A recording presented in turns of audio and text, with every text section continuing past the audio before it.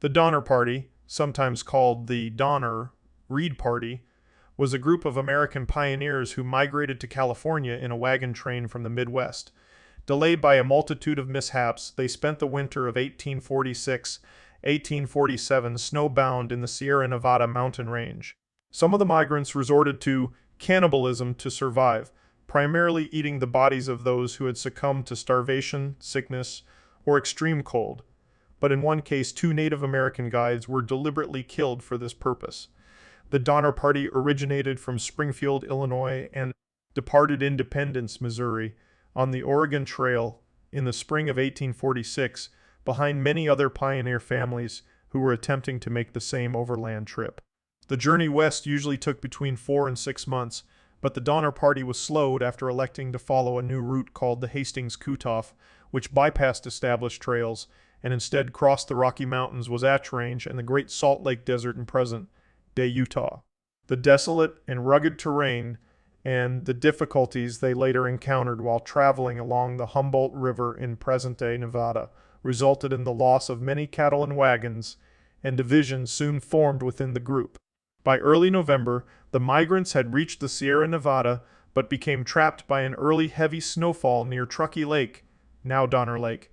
High in the mountains, their food supplies ran dangerously low, and in mid-December, some of the group set out on foot to obtain help.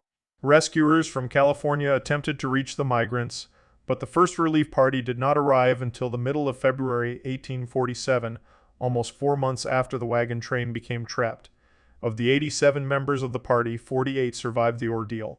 Historians have described the episode as one of the most fascinating tragedies in California history and in the entire record of American westward migration.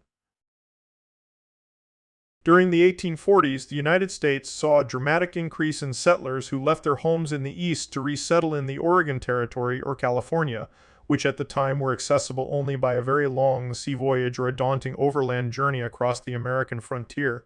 Some, such as Patrick Breen, saw California as a place where they would be free to live in a fully Catholic culture. Others were attracted to the West's burgeoning economic opportunities or inspired by the idea of manifest destiny, the belief that the land between the Atlantic and Pacific Oceans belonged to European Americans and that they should settle it. Most wagon trains followed the Oregon Trail route from a starting point in Independence, Missouri, to the Continental Divide of the Americas, traveling about 15 miles, 24 km, a day on a journey that usually took between 4 and 6 months. The trail generally followed rivers to South Pass, a mountain pass in present-day Wyoming, which was relatively easy for wagons to negotiate. From there, pioneers had a choice of routes to their destinations. Lansford Hastings, an early migrant from Ohio to the west, went to California in 1842 and saw the promise of the undeveloped country. To encourage settlers, he published The Immigrant's Guide to Oregon and California. As an alternative to the Oregon Trail's standard route through Idaho's Snake River Plain, he proposed a more direct route, which actually increased the trip's mileage by 20 miles to California across the Great Basin, which would take travelers through the Wasatch Range and across the Great Salt Lake Desert. Hastings had not traveled any part of his proposed shortcut until early 1846 on a trip from California to Fort Bridger. The fort was a scant supply station run by Jim Bridger and his partner Louis Vasquez in Black's Fork, Wyoming. Hastings stayed at the fort to persuade travelers to turn south on his route. As of 1846, Hastings was the second of 2 men documented to have crossed the southern part of the Great Salt Lake Desert, but neither had been accompanied by wagons. Arguably, the most difficult part of the journey to California was the last 100 miles, 160 km across the Sierra Nevada.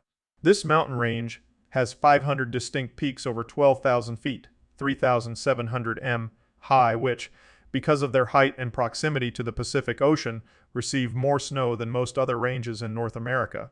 The eastern side of the range is also notoriously steep.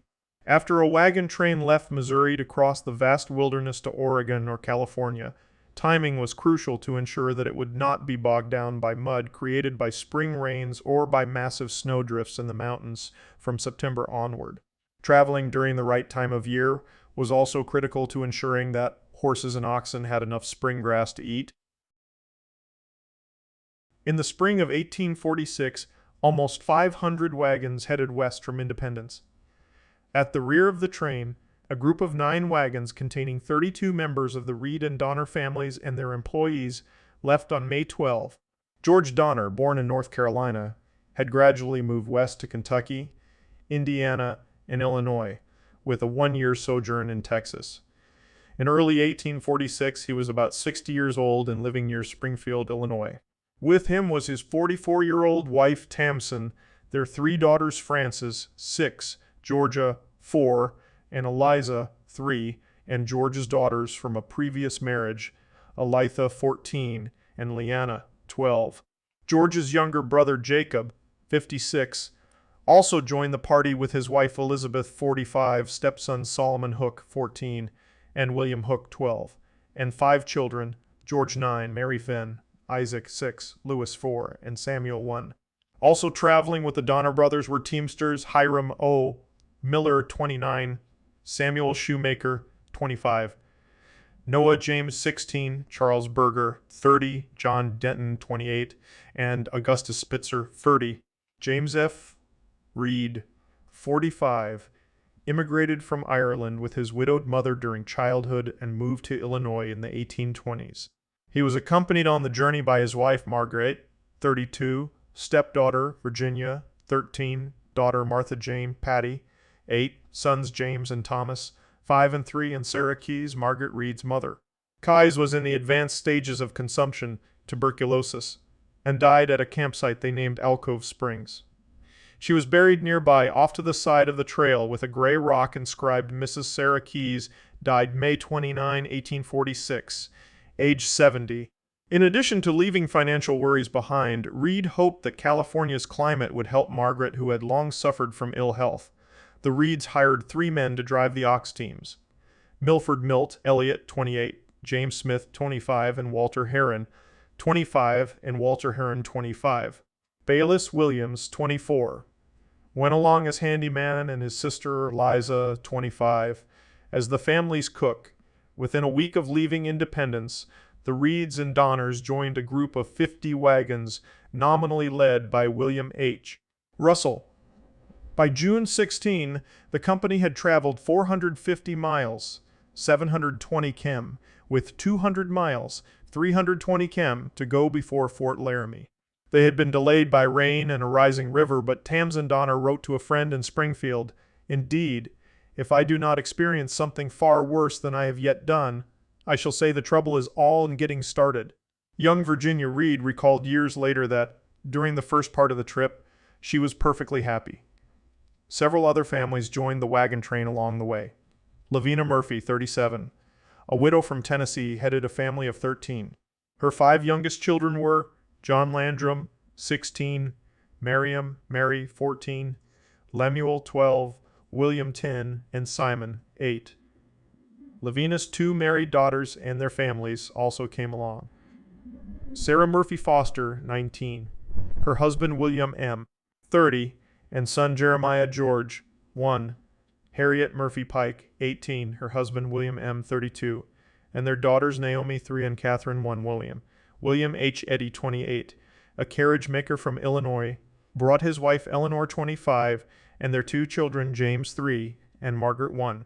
The Breen family consisted of Patrick Breen, 51, a farmer from Iowa, his wife Margaret, Peggy, 40, and 7 children: John, 14, Edward, 13, Patrick Jr., 9, Simon, 8, James, 5, Peter, 3, and 11 month. Hold Isabella. Their neighbor, 40-year-old bachelor Patrick Dolan, traveled with them. German immigrant Louis Kieseberg, 32, joined, along with his wife Elizabeth Philippine, 22, and daughter Ada, 2. Son Louis Jr. was born on the trail. 2 young single men named Spitzer and Reinhardt traveled with another German couple, the Wolfingers, who were rumored to be wealthy. They also had a hired driver, Dutch Charlie Berger. An older man named Hardcoop rode with them. Luke Halloran, a young man sick with consumption, could no longer ride horseback. The families he had been traveling with no longer had resources to care for him. He was taken in by George Donner at Little Sandy River and rode in their wagon. To promote his new route, the Hastings Cutoff, Lansford Hastings sent riders to deliver letters to traveling migrants. On July 12, the Reeds and Donners were given one of them. Hastings warned the migrants they could expect opposition from the Mexican authorities in California and advised them to band together in large groups. He also claimed to have worked out a new and better road to California and said he would be waiting at Fort Bridger to guide the migrants along the new cutoff. On July 20, at the Little Sandy River, most of the wagon train opted to follow the established trail via Fort Hall. A smaller group opted to head for Fort Bridger and needed a leader. Most of the younger men in the group were European immigrants and not considered to be ideal leaders. James Reed had lived in the U.S. for a considerable time, was older and had military experience, but his autocratic attitude had rubbed many in the party the wrong way, and they saw him as aristocratic, imperious, and ostentatious by comparison.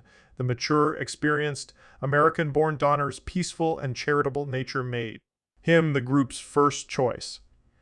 While the members of the party were comfortably well off by contemporary standards, most of them were inexperienced in long, difficult, overland travel. Additionally, the party had little knowledge about how to interact with Native Americans. Journalist Edwin Bryant reached Black's Fork a week ahead of the Donner Party. He saw the first part of the trail and was concerned that it would be difficult for the wagons in the Donner group, especially with so many women and children. He returned to Black's Fork to leave letters warning several members of the group not to take Hastings' shortcut. By the time the Donner Party reached Black's Fork on July 27, Hastings had already left, leading the 40 wagons of the Harlan Young group. Because Jim Bridger's trading post would fare substantially better if people used the Hastings Cutoff, Bridger told the party that the shortcut was a smooth trip, devoid of rugged country and hostile Native Americans, and would therefore shorten their journey by 350 miles, 560 km. Water would be easy to find along the way, although a couple of days crossing a 30-40 mile 48-64 km dry lake bed would be necessary. Reed was very impressed with this information and advocated for the Hastings Cutoff. None of the party received Bryant's letters warning them to avoid Hastings' route at all costs. In his diary account, Bryant states his conviction that Bridger deliberately concealed the letters, a view shared by Reed in his later testimony. At Fort Laramie, Reed met an old friend named James Kleiman who was coming from California. Kleiman warned Reed not to take the Hastings Cutoff, telling him that wagons would not be able to make it, and that Hastings' information was inaccurate. Fellow pioneer Jesse Quinn Thornton traveled part of the way with Donner and Reed, and in his book From Oregon and California in 1848 declared Hastings the Baron Munchausen of travelers in these countries. Tamsen Donner, according to Thornton, was gloomy, sad, and dispirited at the thought of turning off the main trail on the advice of Hastings, whom she considered a selfish adventurer. On July 31, 1846, the party left Black's Fork after 4 days of rest and wagon repairs, 11 days behind the leading Harlan Young group.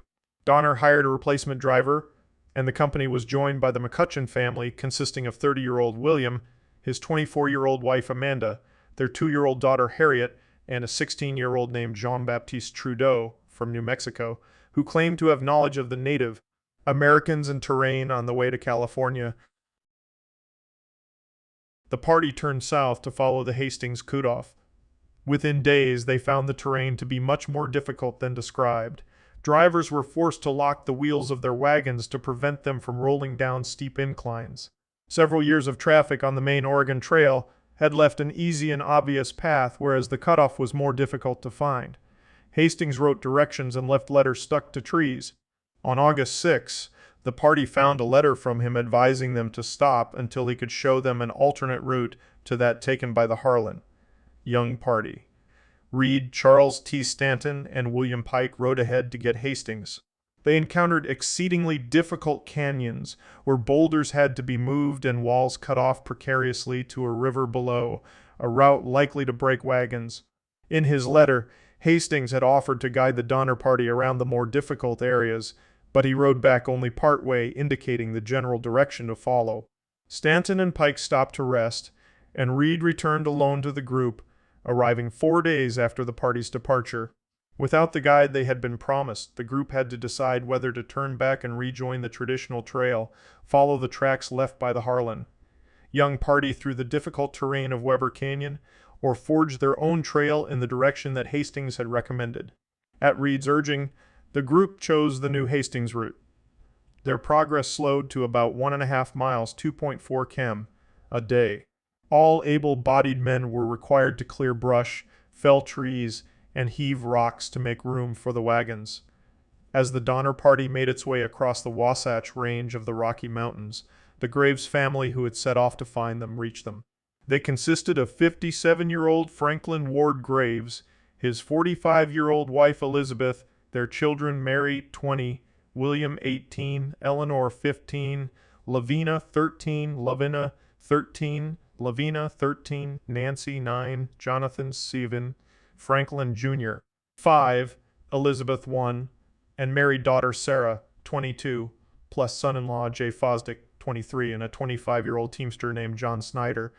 Traveling together in 3 wagons, their arrival brought the Donner Party to 87 members in 60-80 wagons. The Graves family had been part of the last group to leave Missouri, confirming the Donner Party was at the back of the year's western exodus. It was August 20 by the time that they reached a point in the mountains where they could look down and see the Great Salt Lake. It took almost another 2 weeks to travel out of the Wasatch Range. The men began arguing, and doubts were expressed about the wisdom of those who had chosen this route, in particular James Reed. Food and supplies began to run out for some of the less affluent families. Stanton and Pike had ridden out with Reed but had become lost on their way back. By the time that the party found them, they were a day away from eating their horses. Luke Halloran died of tuberculosis on August 25. A few days later, the party came across a torn and tattered letter from Hastings.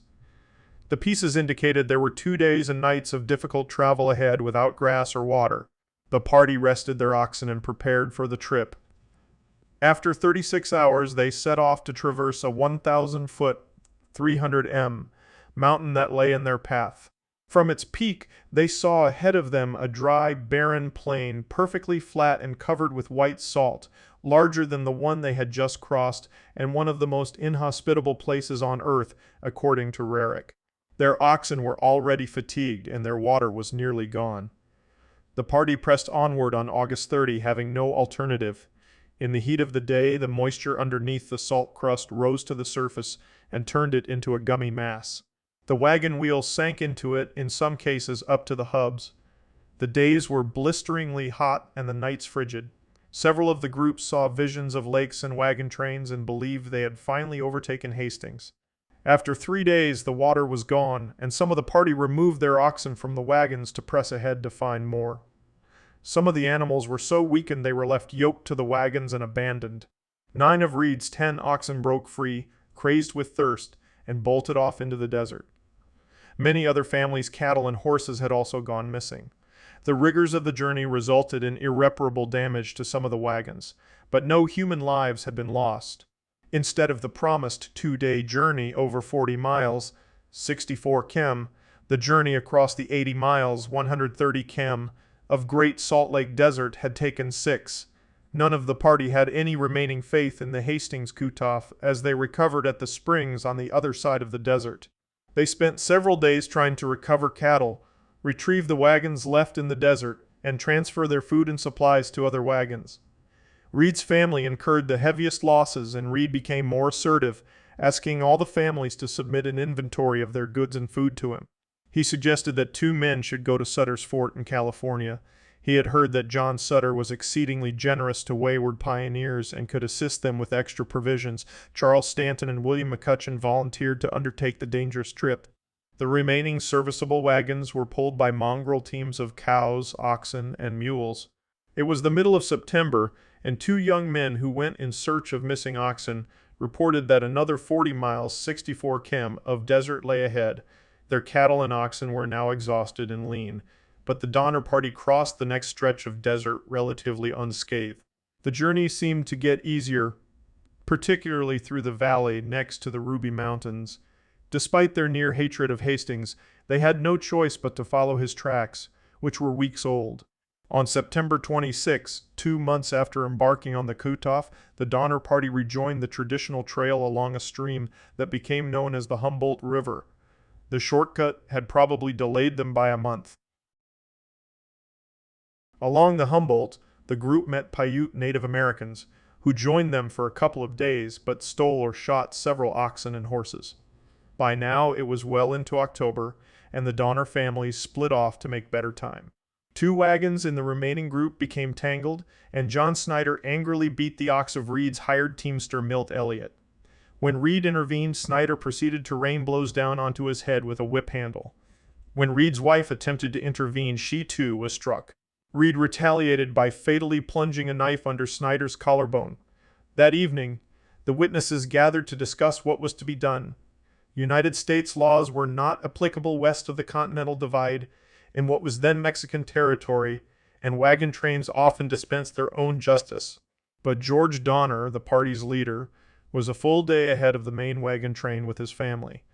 Snyder had been seen to hit James Reed, and some claimed he had also hit Margaret Reed, but Snyder had been popular and Reed was not. Keseberg suggested that Reed should be hanged, but an eventual compromise allowed him to leave the camp without his family, who were to be taken care of by the others. Reed departed alone the next morning, unarmed, but his stepdaughter Virginia rode ahead and secretly provided him with a rifle and food.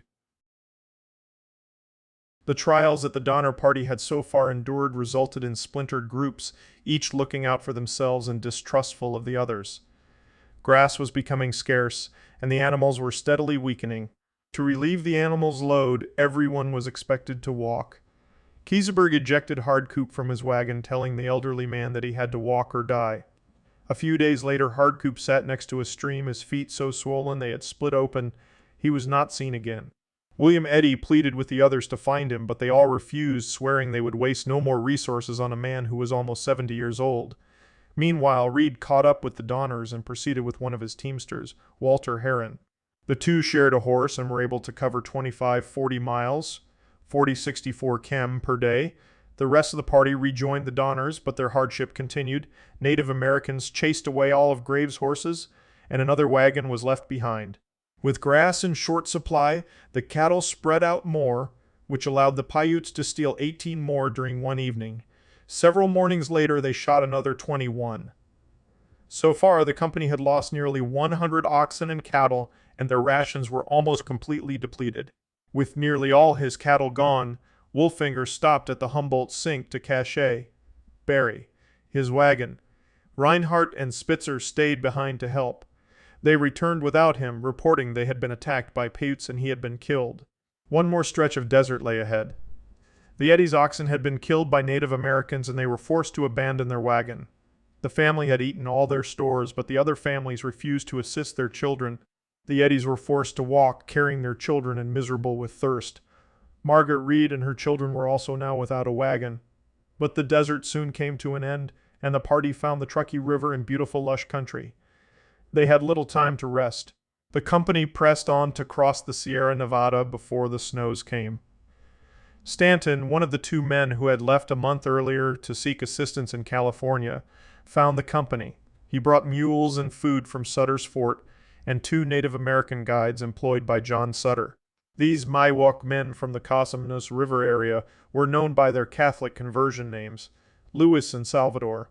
Stanton also brought news that Reed and Heron, although haggard and starving, had succeeded in reaching Sutter's Fort in California. By this point, according to Rarick, to the bedraggled, half-starved members of the Donner Party, it must have seemed that the worst of their problems had passed. They had already endured more than many immigrants ever did. Faced with one last push over mountains that were described as much worse than the Wasatch, the ragtag company had to decide whether to forge ahead or rest their cattle. It was October 20, and they had been told the pass would not be snowed in until the middle of November. William Pike was killed when a gun being loaded by William Foster was discharged negligently, an event that seemed to make the decision for them. Family by family, they resumed their journey. First the Breens, then the Kesebergs, Stanton with the Reeds, Graves, and the Murphys. The Donners waited and traveled last. After a few miles of rough terrain, an axle broke on one of their wagons. Jacob and George went into the woods to fashion a replacement. George Donner sliced his hand open while chiseling the wood, but it seemed a superficial wound. Snow began to fall. The Breens made it up the massive, nearly vertical slope 1,000 feet, 300 m to Truckee Lake, now known as Donner Lake. 3 miles, 4.8 km from the summit, and camped near a cabin that had been built 2 years earlier by 3 members of the Stevens-Townsend Murphy Party. The Eddies and Kiesebergs joined the Breens attempting to make it over the pass, but they found 5, 10-foot, 1.5, 3.0 m snowdrifts and were unable to find the trail. They turned back for Truckee Lake, and within a day, all the families were camped there except for the Donners, who were 5 miles, 8.0 km, half a day's journey, below them. On the evening of November 4, it began to snow again. 60 members and associates of the Breen, Graves, Reed, Murphy, Kieseberg, and Eddy families set up for the winter at Truckee Lake. 3 widely separated cabins of pine logs served as their homes, with dirt floors and poorly constructed flat roofs that leaked when it rained. The Breens occupied 1 cabin, the Eddies and the Murphys another, and the Reeds and the Graves the third. Kieseberg built a lean-to for his family against the side of the Breen cabin. The families used canvas or oxide to patch the faulty roofs. The cabins had no windows or doors, only large holes to allow entry. Of the 60 at Truckee Lake, 19 were men over 18, 12 were women, and 29 were children, 6 of whom were toddlers or younger.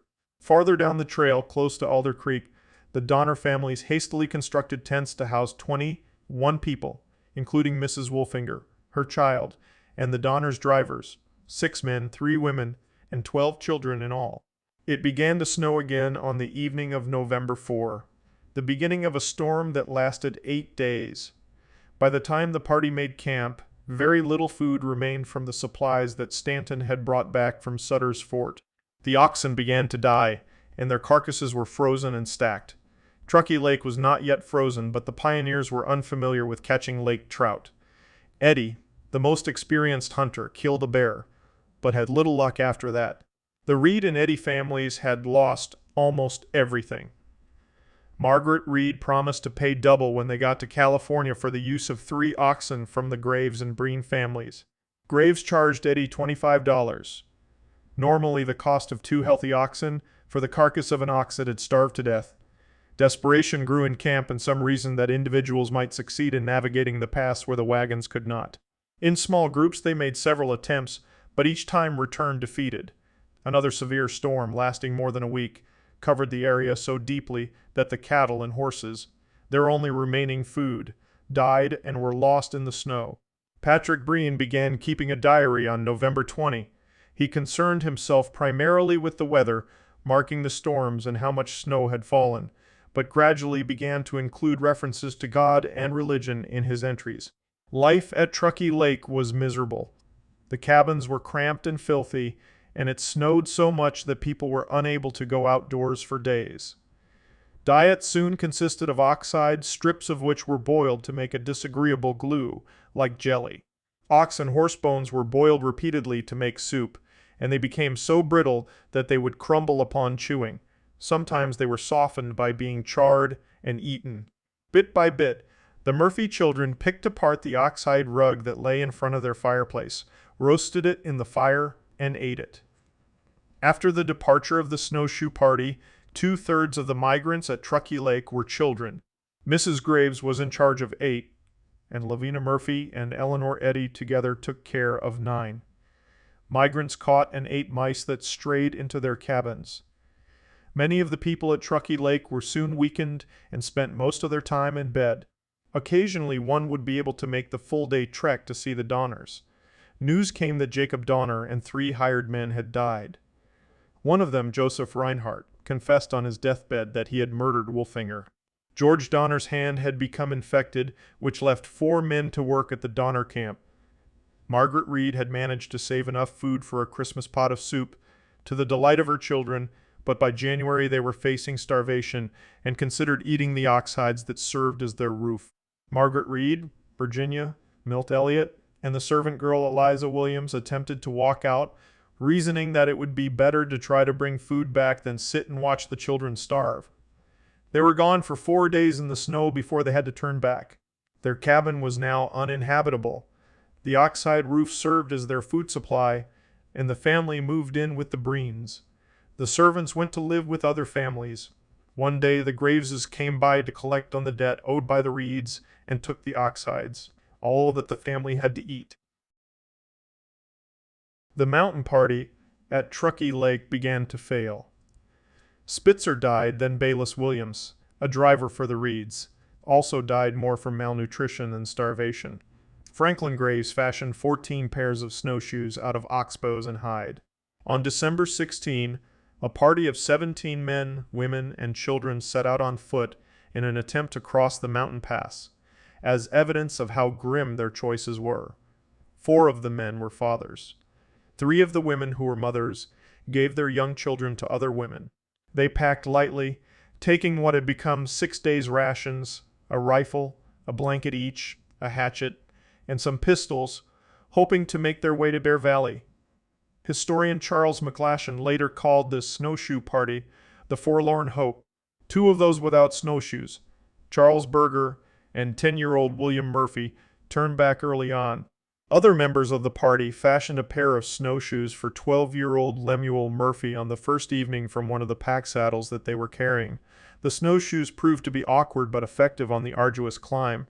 The members of the party were neither well-nourished nor accustomed to camping in snow 12 feet, 3.7 m, deep, and by the 3rd day most were snowblind. On the 6th day, Eddie discovered his wife had hidden a half pound of bear meat in his pack. The group set out again the morning of December 21. Stanton had been straggling for several days, and he remained behind, saying he would follow shortly. His remains were found in that location the following year. The group became lost and confused. After 2 more days without food, Patrick Dolan proposed one of them should volunteer to die in order to feed the others. Some suggested a duel, while another account describes an attempt to create a lottery to choose a member to sacrifice.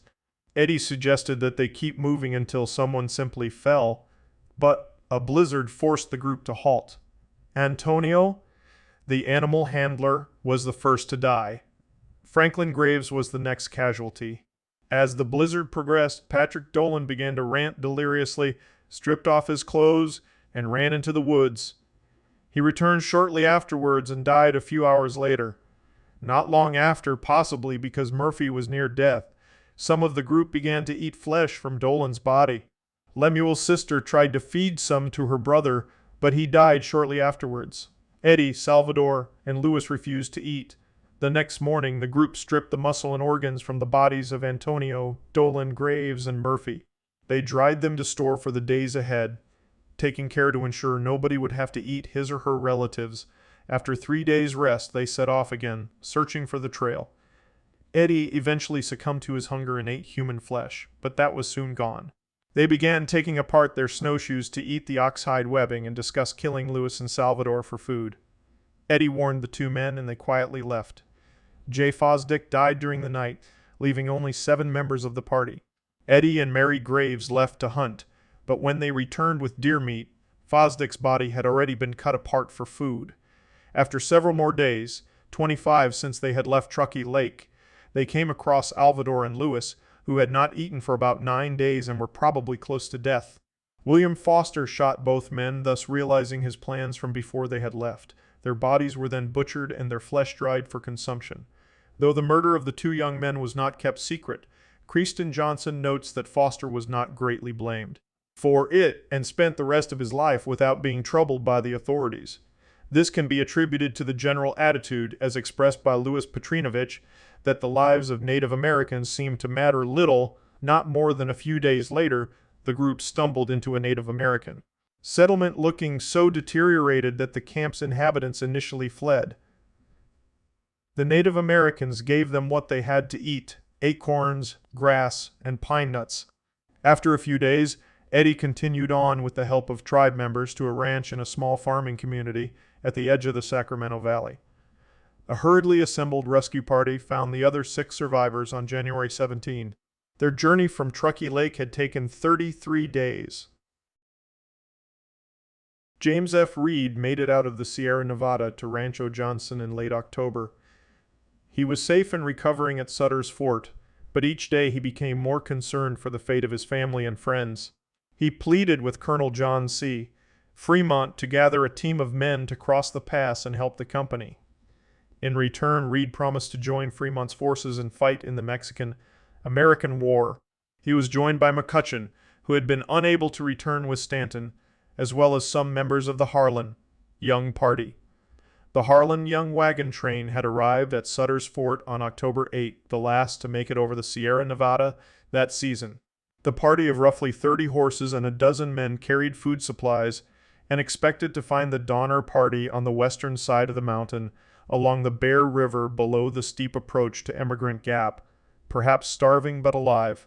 When they arrived in the river valley, they found only a pioneer couple, migrants who had been separated from their company who were near starvation. Two guys deserted Reed and McCutcheon with some of their horses, but they pressed on farther up the valley to Yuba Bottoms, walking the last mile on foot. Reed and McCutcheon stood looking up at Emigrant Gap, only 12 miles, 19 km. From the top, blocked by snow, possibly on the same day the Breens attempted to lead one last effort to crest the pass from the east. Despondent, they turned back to Sutter's Fort. Much of the military in California were engaged in the Mexican-American War, and with them the able-bodied men. For example, Colonel Fremont's personnel were occupied at that precise time in capturing Santa Barbara. Throughout the region, roads were blocked, communications compromised, and supplies unavailable. Only 3 men responded to a call for volunteers to rescue the Donner Party. Reed was laid over in San Jose until February because of regional uprisings and general confusion. He spent that time speaking with other pioneers and acquaintances. The people of San Jose responded by creating a petition to appeal to the U.S. Navy to assist the people at Truckee Lake. 2 local newspapers reported that members of the Snowshoe Party had resorted to cannibalism, which helped to foster sympathy for those who were still trapped. Residents of Yerba Buena, many of them recent migrants, raised $1,300, $40,800 in 2022, and organized relief efforts to build 2 camps to supply a rescue party for the refugees. A rescue party, including William Eddy, started on February 4 from the Sacramento Valley. Rain and swollen river forced several delays. Eddy stationed himself at Bear Valley, while the others made steady progress through the snow and storms to cross the pass to Truckee Lake, caching their food at stations along the way, so they did not have to carry it all. 3 of the rescue party turned back, but 7 forged on. On February 18, the 7-man rescue party scaled Fremont Pass, now Donner Pass. As they neared where Eddy told them the cabins would be, they began to shout. Mrs. Murphy appeared from a hole in the snow, stared at them, and asked, "Are you men from California, or do you come from heaven?" The relief party doled out food in small portions, concerned that it might kill them if the emaciated migrants overate it. All the cabins were buried in snow. Sodden oxide roofs had begun to rot, and the smell was overpowering. 13 people at the camps were dead, and their bodies had been loosely buried in snow near the cabin roofs. Some of the migrants seemed emotionally unstable. 3 of the rescue party trekked to the Donners and brought back 4 gaunt children and 3 adults. Leanna Donner had particular difficulty walking up the steep incline from Alder Creek to Truckee Lake, later writing, "Such pain and misery as I endured that day is beyond description." George Donner's arm was so gangrenous he could not move. 23 people were chosen to go with the rescue party, leaving 21 in the cabins at Truckee Lake and 12 at Alder Creek. The rescuers concealed the fate of the snowshoe party, informing the rescued migrants only that they did not return because they were frostbitten. Patty and Tommy Reed were soon too weak to cross the snowdrifts, and no one was strong enough to carry them. Margaret Reed faced the agonizing predicament of accompanying her 2 older children to Bear Valley and watching her 2 frailest be taken back to Truckee Lake without a parent. She made rescuer Aquila Glover swear on his honor as a Mason that he would return for her children. Patty Reed told her, "Well, Mother, if you never see me again, do the best you can." Upon their return to the lake, the Breens flatly refused them entry to their cabin, but after Glover left more food, the children were grudgingly admitted. The rescue party was dismayed to find that the first cache station had been broken into by animals. leaving them without food for 4 days. After struggling on the walk over the pass, John Denton slipped into a coma and died. Ada Kieseberg died soon afterwards. Her mother was inconsolable, refusing to let the child's body go. After several days more travel through difficult country, the rescuers grew very concerned that the children would not survive. Some of them ate the buckskin fringe from one of the rescuers' pants and the shoelaces of another, to the relief party's surprise. On their way down from the mountains, they met the next rescue party, which included James Reed. Upon hearing his voice, Margaret sank into the snow, overwhelmed. After those rescued migrants made it safely into Bear Valley, William Hook, Jacob Donner's stepson, broke into food stores and fatally gorged himself. The others continued to Sutter's Fort, where Virginia Reed wrote, "I really thought I had stepped over into paradise." She was amused to note one of the young men asked her to marry him, although she was only 13 years old and recovering from starvation, but she turned him down. Around the time the first relief party was being organized, nearby California settler and patriarch George C. Yount had likely previously heard of the plight of the Donner Party and had distressing dreams of a struggling group of starving pioneers in deep snow. Yount, Mariano Guadalupe Vallejo, and others then raised $500 to send out another rescue party on March 1. The second relief party arrived at Truckee Lake. Those rescuers included veteran mountain men, most notably John Turner, who accompanied the return of Reed and McCutcheon. Reed was reunited with his daughter Patty and his weakened son Tommy. An inspection of the Breen cabin found its occupants relatively well, but the Murphy cabin, according to author George R. Stewart, passed the limits of description and almost of imagination. Lavina Murphy was caring for her 8-year-old son Simon and the 2 young children of William Eddy and Foster. She had deteriorated mentally and was nearly blind. The children were listless and had not been cleaned in days. Louis Kieseberg had moved into the cabin and could barely move due to an injured leg. No one at Truckee Lake had died during the interim between the departure of the first and the arrival of the second relief party. Patrick Breen documented a disturbing visit in the last week of February from Mrs. Murphy, who said her family was considering eating Milt Elliott. Reed and McCutcheon found Elliott's mutilated body. The Alder Creek camp fared no better. The first 2 members of the relief party to reach it saw Trudeau carrying a human leg. When they made their presence known, he threw it into a hole in the snow that contained the mostly dismembered body of Jacob Donner. Inside the tent, Elizabeth Donner refused to eat, although her children were being nourished by their father's organs. The rescuers discovered 3 other bodies had already been consumed. In the other tent, Tamsin Donner was well, but George was very ill because the infection had reached his shoulder. The second relief evacuated 17 migrants from Truckee Lake, only 3 of whom were adults. Both the Breen and Graves families prepared to go. Only 5 people remained at Truckee Lake: Kieseberg, Mrs. Murphy and her son Simon, and the young Eddy and foster children. Tamsin Donner elected to stay with her ailing husband after Reed informed her that a third relief party would arrive soon. Mrs. Donner kept her daughters Eliza, Georgia, and Frances with her. The walk back to Bear Valley was very slow. At one point, Reed sent 2 men ahead to retrieve the first cache of food, expecting the third relief, a small party led by Salim E. Woodworth, to come at any moment. A violent blizzard arose after they scaled the pass. 5-year-old Isaac Donner froze to death, and Reed nearly died. Mary Donner's feet were badly burned because they were so frostbitten that she did not realize she was sleeping with them in the fire. When the storm passed, the Breen and Graves families were too apathetic and exhausted to get up and move, not having eaten for days. The relief party had no choice but to leave without them. The site where the Breens and Graves had been left became known as Starved Camp. Margaret Breen reportedly took the initiative to try to keep the members of the camp alive after the others departed down the mountain. Soon, however, Elizabeth Graves and her son Franklin perished before the next rescue party could reach them, and the party resorted to eating flesh off the dead bodies in order to survive. 3 members of the relief party stayed to help those remaining at the camps: Charles Stone at Truckee Lake, Charles Cady and Nicholas Clark at Alder Creek. While Clark was out hunting, Stone traveled to Alder Creek and made plans with Cady to return to California. According to Stewart, Tamsin Donner arranged for them to take her daughters Eliza, Georgia, and Frances with them, perhaps for $500 cash. Stone and Katie took the three girls to Truckee Lake, but left them at a cabin with Keseberg and Lavina Murphy when they started for Bear Valley. Katie recalled later that after 2 days on the trail, they noted and passed Starved Camp, but they did not stop to help in any way. They overtook Reed and the others within days. Several days later, at the Alder Creek camp, Clark and Trudeau agreed to leave for California together. When they reached Truckee Lake and discovered the Donner girls still there, they returned to Alder Creek to inform Tamsen Donner. William Foster and William Eddy, survivors of the snowshoe party, started from Bear Valley to intercept Reed, taking with them a man named John Stark. After a day, they met Reed helping his children struggle on toward Bear Valley, all frostbitten and bleeding but alive.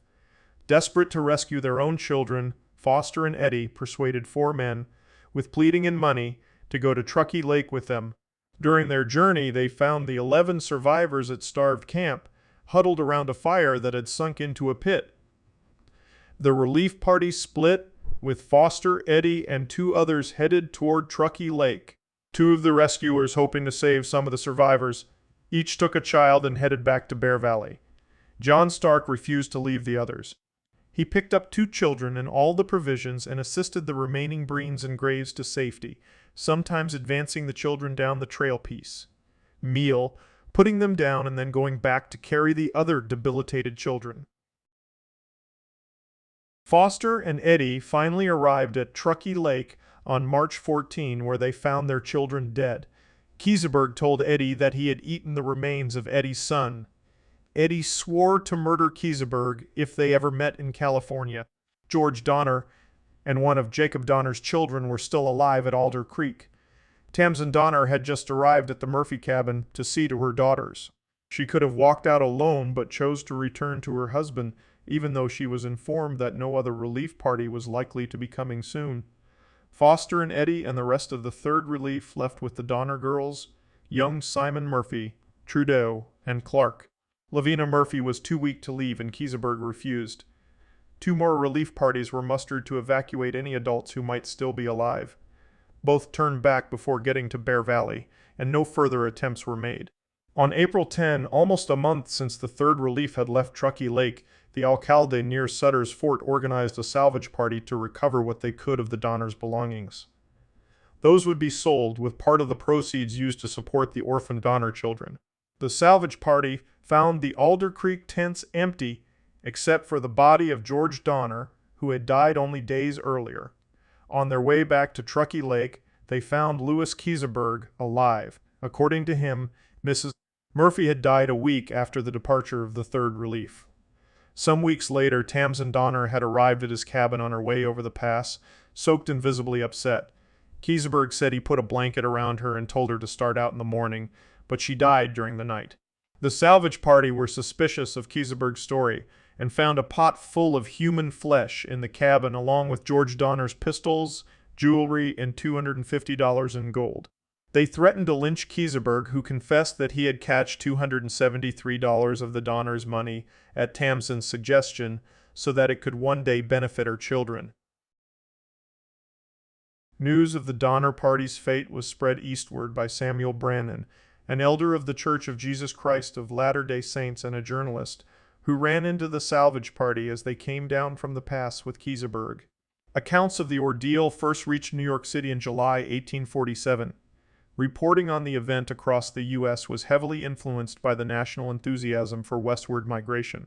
In some papers, news of the tragedy was buried in small paragraphs, despite the contemporary tendency to sensationalize stories. Several newspapers, including those in California, wrote about the cannibalism in graphic, exaggerated detail. In some print accounts, the members of the Donner Party were depicted as heroes in California, a paradise worthy of significant sacrifices.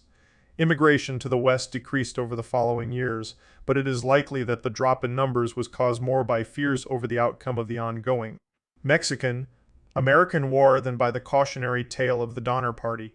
In 1846, an estimated 1,500 people migrated to California. In 1847, the number dropped to 450 and then to 450 in 1848. The California gold rush spurred a sharp increase, however, and 25,000 people went west in 1849. Most of the overland migration followed the Carson River, but a few 49ers used the same route as the Donner Party and recorded descriptions about the site. In late June 1847, members of the Mormon Battalion under General Stephen Kearny buried the human remains and partially burned two of the cabins. The few who ventured over the pass in the next few years found bones, other artifacts, and the cabin used by the Reed and Graves families.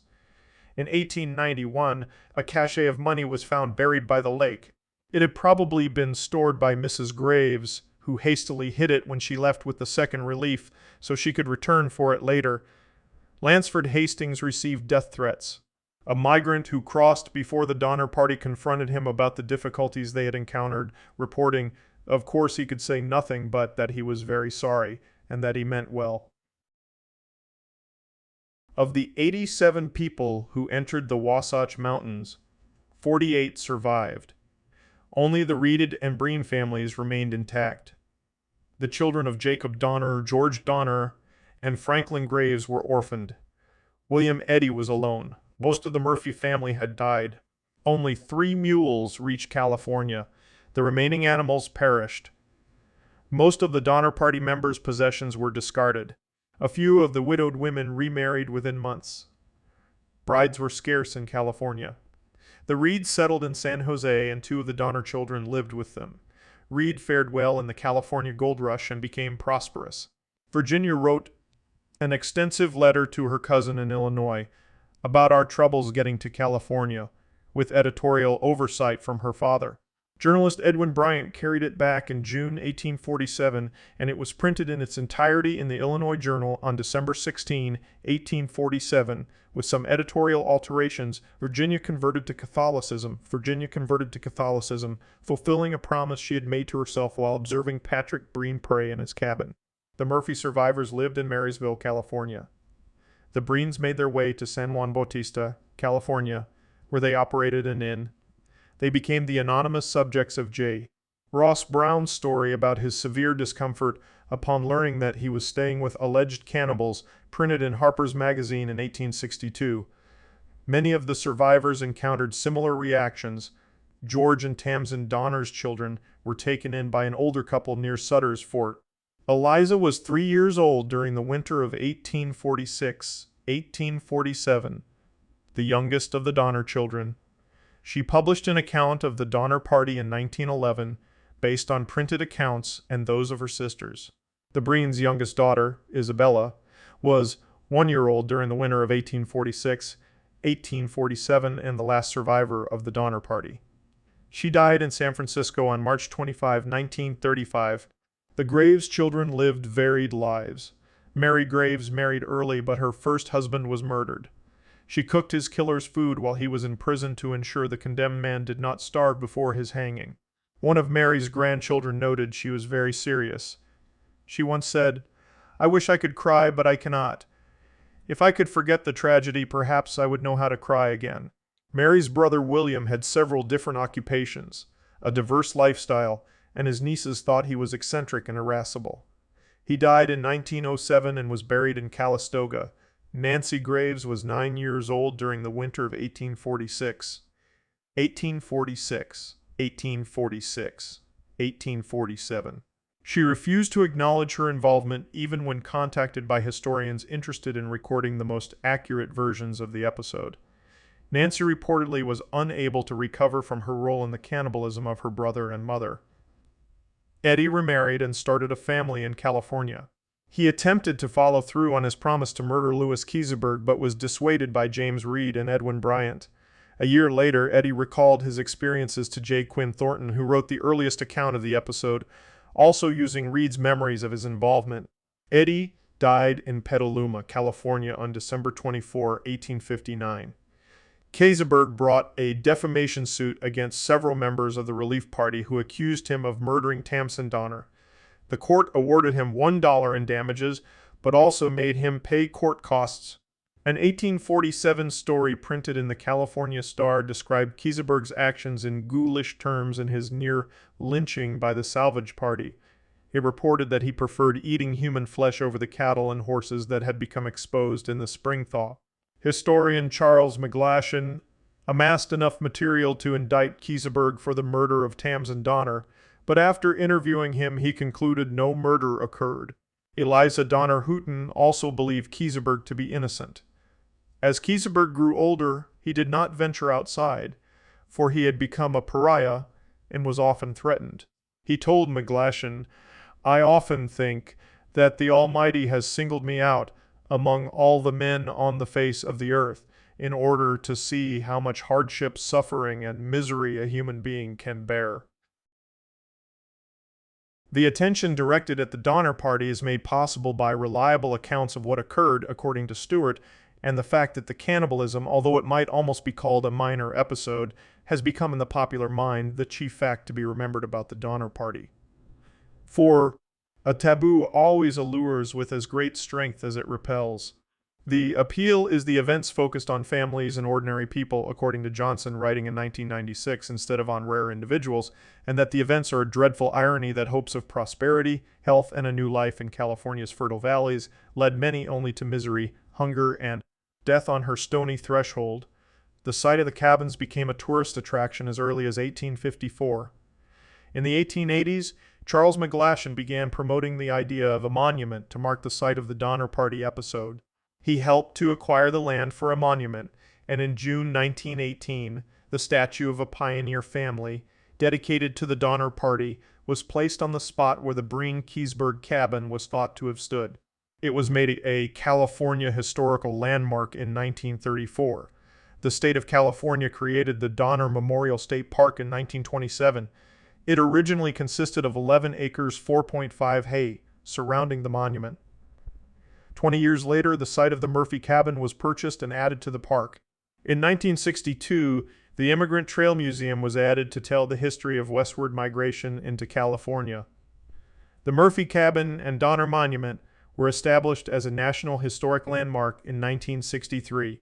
A large rock served as the back end of the fireplace of the Murphy Cabin, and a bronze plaque has been affixed to the rock listing the members of the Donner Party, indicating who survived and who did not. The state of California justifies memorializing the site because the episode was an isolated and tragic incident of American history that has been transformed into a major folk epic. As of 2003, the park is estimated to receive 200,000 visitors a year.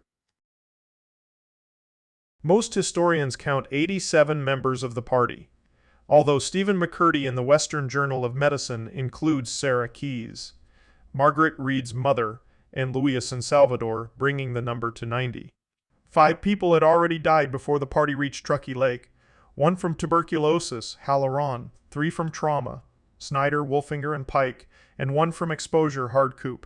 A further 34 died between December 1846 and April 1846 and April 1840, 25 males and 9 females. Several historians and other authorities have studied the mortalities to determine what factors may affect survival in nutritionally deprived individuals. Of the 15 members of the snowshoe party, 8 of the 10 men who set out died, but all 5 women survived. A professor at the University of Washington stated that the Donner Party episode is a case study of demographically mediated natural selection in action. The deaths at Truckee Lake, at Alder Creek, and in the snowshoe party were probably caused by a combination of extended malnutrition, overwork, and exposure to cold. Several members became more susceptible to infection due to starvation, such as George Donner, but the 3 most significant factors in survival were age, sex, and the size of family group that each member traveled with. The survivors were on average 7.5 years younger than those who died.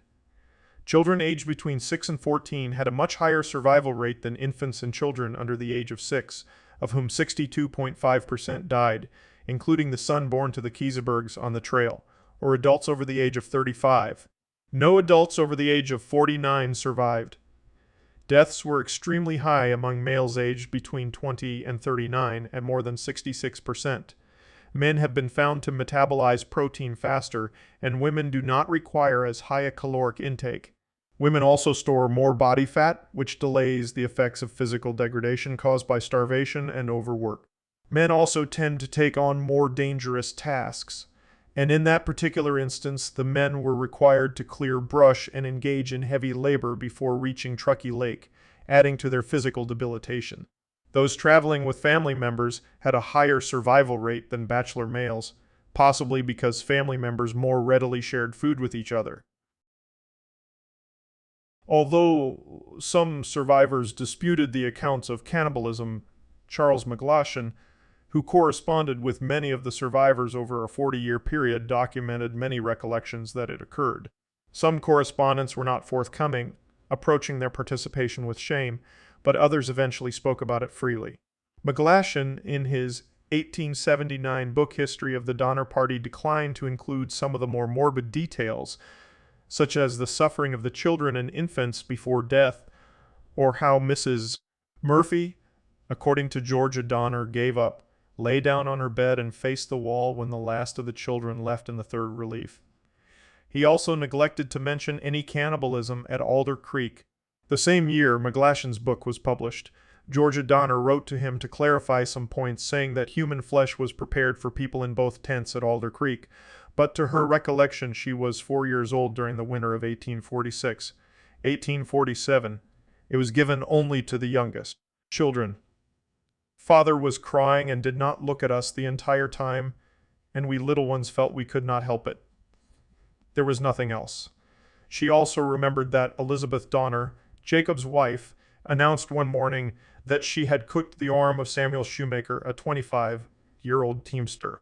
Eliza Donner Houghton, in her 1911 account of the ordeal, did not mention any cannibalism at Alder Creek. Archaeological findings at the Alder Creek camp proved inconclusive for evidence of cannibalism. None of the bones tested at the Alder Creek cooking hearth could be identified with certainty as human. According to Rarick, only cooked bones would be preserved, and it is unlikely that the Donner Party members would have needed to cook human bones. Eliza Farnham's 1856 account of the Donner Party was based largely on an interview with Margaret Breen. Her version details the ordeals of the Graves and Breen families after James Reed and the Second Relief left them in the snow pit. According to Farnham, 7-year-old Mary Donner suggested to the others that they should eat Isaac Donner, Franklin Graves Jr., and Elizabeth Graves, because the Donners had already begun eating the others at Alder Creek, including Mary's father Jacob. Margaret Breen insisted that she and her family did not cannibalize the dead, but Kristen Johnson, Ethan Rarick, and Joseph King, whose account is sympathetic to the Breen family, do not consider it credible that the Breens, who had been without food for 9 days, would have been able to survive without eating human flesh.